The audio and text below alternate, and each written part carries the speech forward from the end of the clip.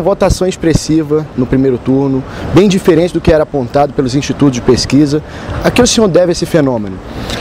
Eu creio que, em decorrência de um vazio aqui no Distrito Federal, de um campo de esquerda, de um campo mais combativo no processo eleitoral.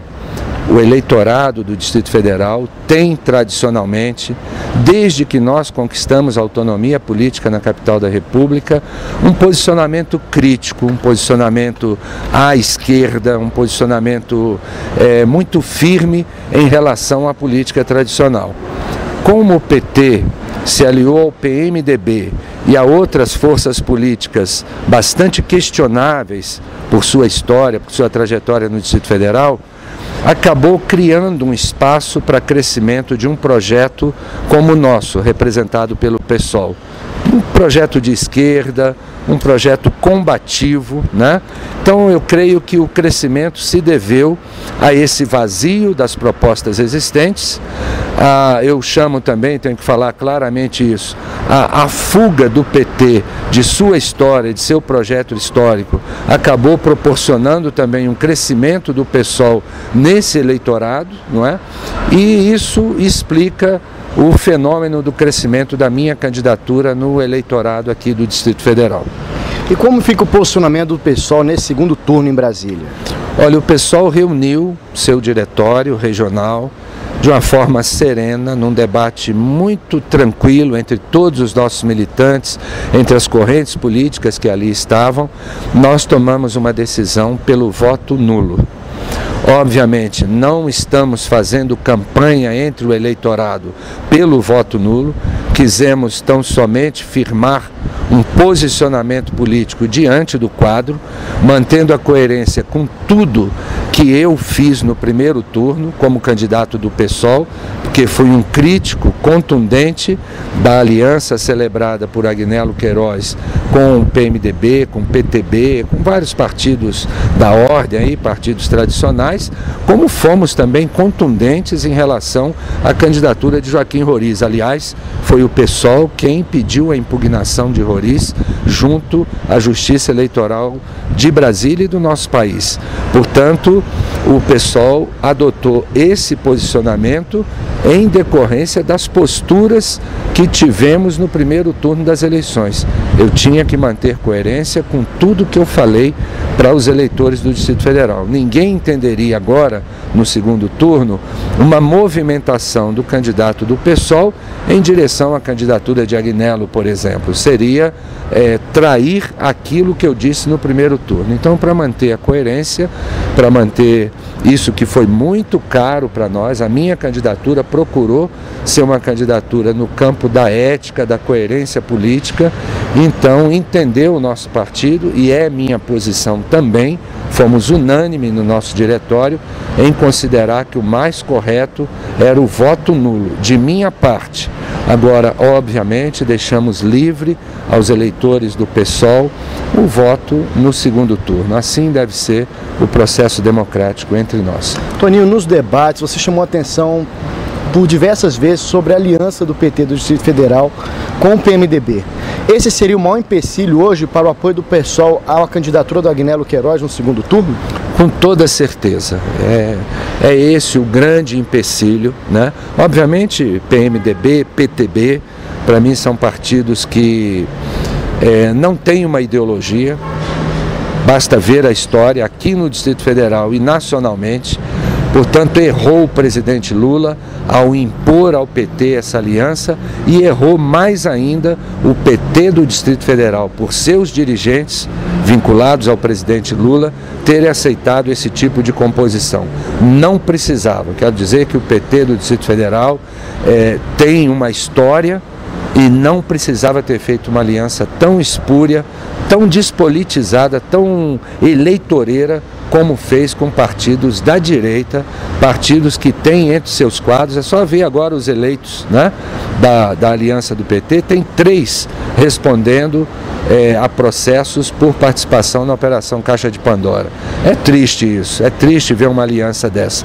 O PT foi mal orientado e seus dirigentes se submeteram a uma lógica, do meu ponto de vista, errônea e que vai ficar na história política da nossa capital como uma medida, como um gesto que decepcionou a muita gente. Aliás, esse é um dos fatores também do crescimento da minha candidatura no Distrito Federal.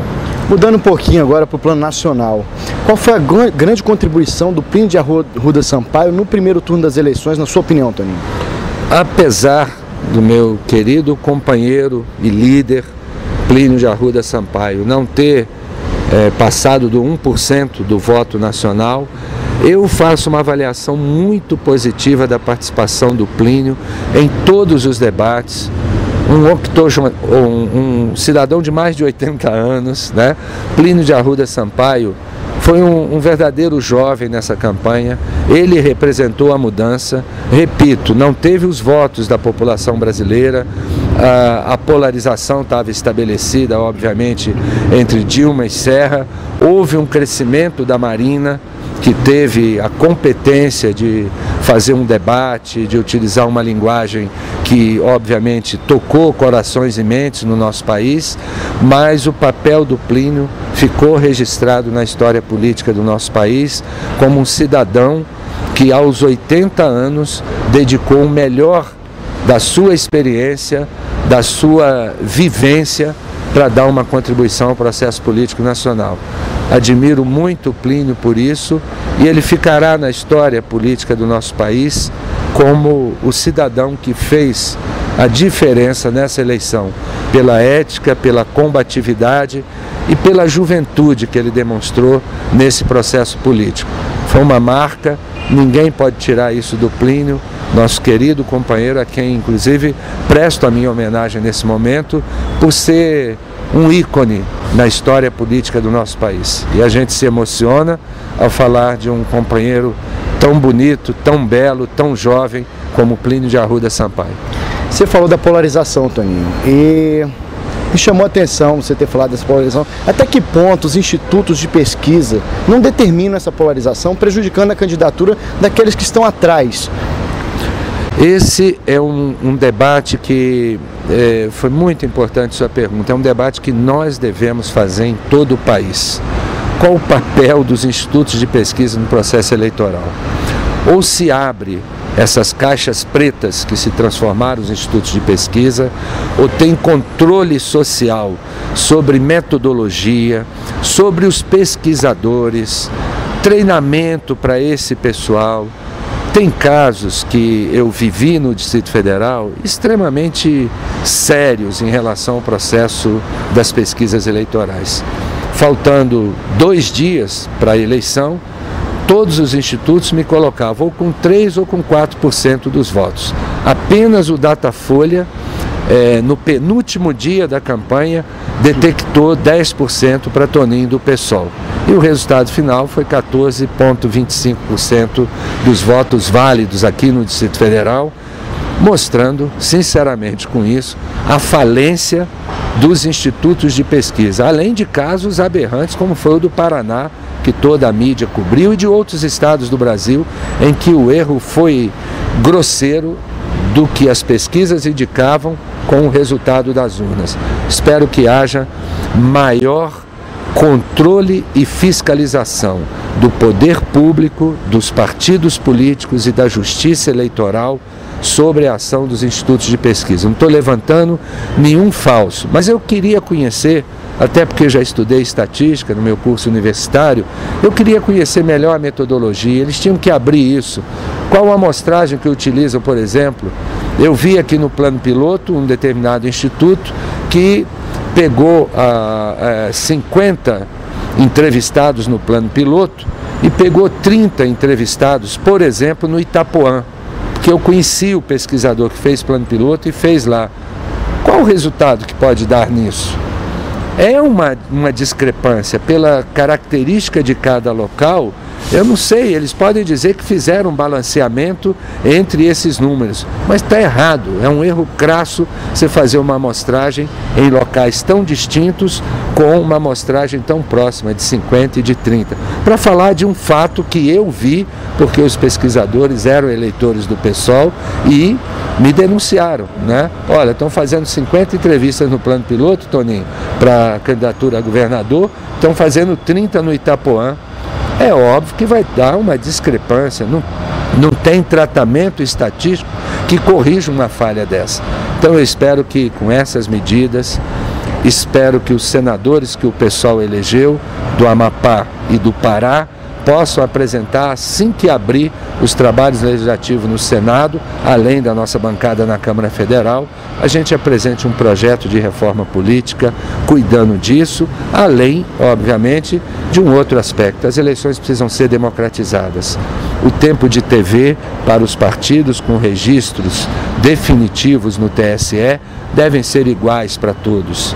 O financiamento público de campanha, exclusivamente público de campanha, é outra necessidade para que a gente tenha democracia no processo eleitoral. E quem sabe avançar para o voto facultativo. É um tema polêmico, mas eu acho que deve participar do processo eleitoral quem estiver a fim de participar do processo eleitoral, entendeu? Porque do caso contrário, infelizmente, o voto de cabresto, o voto do favor, o voto daquele que só vai votar se ganhar alguma coisa em troca, ainda predomina no nosso país, em pleno século XXI, infelizmente. Muito obrigado pela entrevista.